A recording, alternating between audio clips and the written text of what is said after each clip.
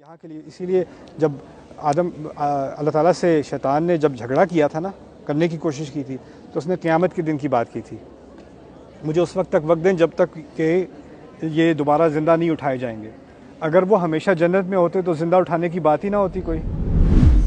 السلام بیٹا، وہ میں نے ایک پوچھا تھا کوشچن، یہ دیکھیں جیسے کہ حضرت آدم علیہ السلام جنت میں تھے، تب اللہ تعالیٰ نے وارن کیا تھا یہ اس درخت کا پھل نہیں کھانا، اور تب شیطان جنت میں پہنچ گیا اور نے بگایا، بولا یہ پھل کھا لے، اللہ تعالیٰ نے بھیجا، تو اللہ تعالیٰ نے روکا کیوں نہیں؟ شیطان کو روکا کیوں نہیں؟ بیٹا جواب تو اس کا لمبا ہے، لیکن میں چھوٹا جواب دیتا ہوں، تو میں کوشش کرتا ہوں۔ انگلش سمجھ لیتے ہو کہ نہیں؟ سمجھ لیتے ہو؟ میں نے اس پہ پوری ایک اسٹوری نائٹ کی ہوئی ہے، اس کا نام ہے وسپرز، وہ ضرور دیکھ لینا ہے۔ لیکن میں تھوڑا سا تمہیں بتاتا ہوں۔ اللہ تعالیٰ نے آدم علیہ السلام کو جنت میں ڈالنے سے پہلے بتا دیا تھا کہ یہ تمہارا دشمن ہے، اس سے بچ کے رہنا، اب جاؤ جنت میں۔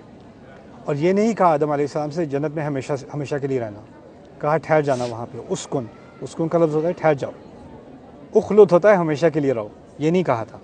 یعنی آدم علیہ السلام کو بھی پتا تھا کہ وہ زمین کے لیے بنائے گئے ہیں، ٹھیک ہے، اور انسانیت کو بھی بتایا تھا کہ ہمیں یہاں کے لیے، اسی لیے جب اللہ تعالیٰ سے شیطان نے جب جھگڑا کیا تھا نا، کرنے کی کوشش کی تھی، تو اس نے قیامت کے دن کی بات کی تھی، مجھے اس وقت تک وقت دیں جب تک کہ یہ دوبارہ زندہ نہیں اٹھائے جائیں گے۔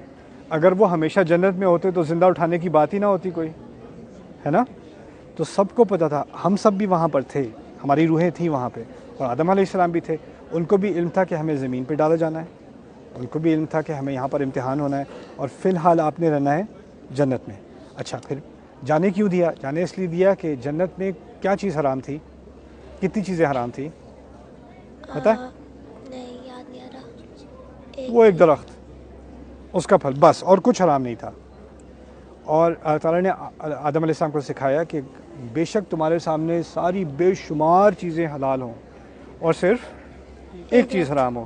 شیطان آہستہ آہستہ کر کے تمہیں ٹرک کرے گا، تمہیں دھوکہ دے گا اور تمہیں پھسلا دے گا، اور تم اس چکر میں آ جاؤ گے کہ وہ جو ایک چیز حرام تھی وہ تم لینے کی کوشش کرو گے، جبکہ تمہارے سامنے ساری جنت موجود ہے نا؟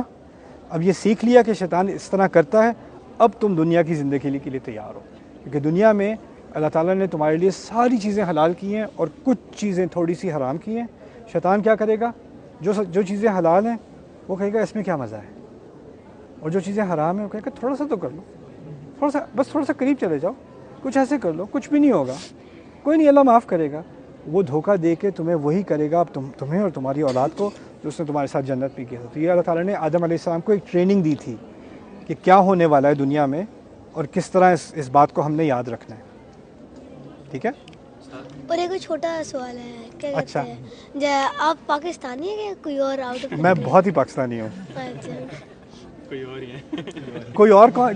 مجھے بیٹا یہ بتاؤ، تم سوچ کیا رہے تھے میں کیا چیز ہوں؟ نہیں، آپ کو وہ جگہ پہ دیکھے، کبھی کدھر کبھی کدھر کبھی کدھر، اور اس لیے سمجھ نہیں آتا کیا پاکستانی جو ہے نا وہ